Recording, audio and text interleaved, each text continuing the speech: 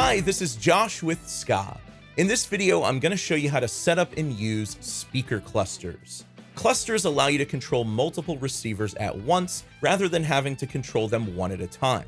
So for example, here I have two Dillinger Labs Aquarius speakers, and maybe I want to be able to bond these, control their volume, and switch between their green listed transmitters all from a single speaker. I've already set up the Aquarius speakers in SKAA Command as a stereo pair, with one speaker just playing the left channel and the other playing just the right channel. So naturally, I'm always going to want to use these speakers as a pair. So instead of having to bond and control volume from both speakers, let's set these up as a cluster of two, although you can add up to 4 speakers in a cluster. It's also worth mentioning that only products from the same family can cluster. So Aquarius can cluster to other Aquarius, Soundbox can cluster to other Soundbox, but Aquarius cannot cluster to Soundbox.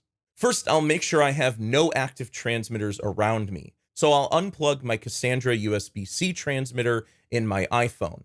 Then I'll turn off both of my speakers. The cluster up process has to be completed fairly quickly, so make sure that all receivers are in close proximity to each other. Determine which receiver you want to be the master receiver for the cluster and turn it on while holding down the bond button. Once you turn it on, hold the bond button for a few seconds and then release the bond button, and you should see a flashing red light. While the light is flashing, turn on any additional receivers you want to add to the cluster, and you'll see flashing red lights on these as well. Once you've completed the cluster up process and the flashing lights have gone solid, turn off all of the receivers.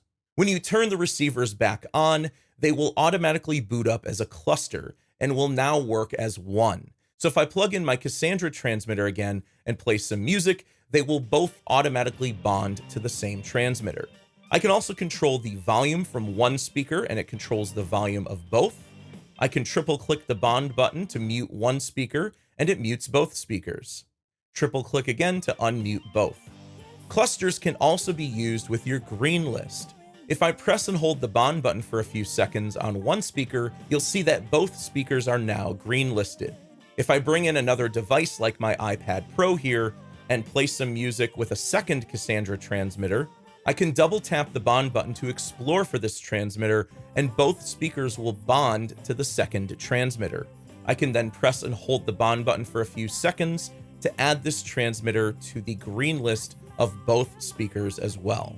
With clusters, you can switch between your green listed transmitters from a single receiver.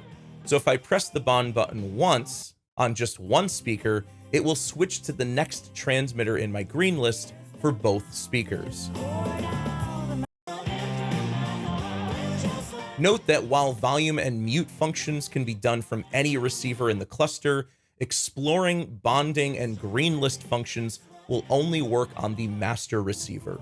If you use SKAA Command, your clustered receivers will show up as a single device. So here you can see my Aquarius cluster showing up as a single device. I can adjust the volume of both speakers, I can mute and unmute both speakers, and I can still change the audio routing for each speaker in the cluster as well. Note that the master receiver in the cluster will always show up in this position, even when you have 3 or 4 receivers in the cluster. To remove receivers from a cluster, first power down all of the receivers in the cluster. Then individually turn on each receiver while holding down the bond button, just like you did for the cluster up process. Wait for the flashing red light to turn solid and then turn off the receiver. Complete this process one by one for each receiver that you want to remove from the cluster. What you're really doing here is effectively making a cluster of one. So that's how you can set up and use clusters with your SKAA receivers. If you're interested in checking out the wide variety of SKAA products available, head over to SKAA.com or SKAAstore.com. And if you like what you see, subscribe to the YouTube channel to see more content like this and stay up to date on all new SKAA products. Thanks for watching.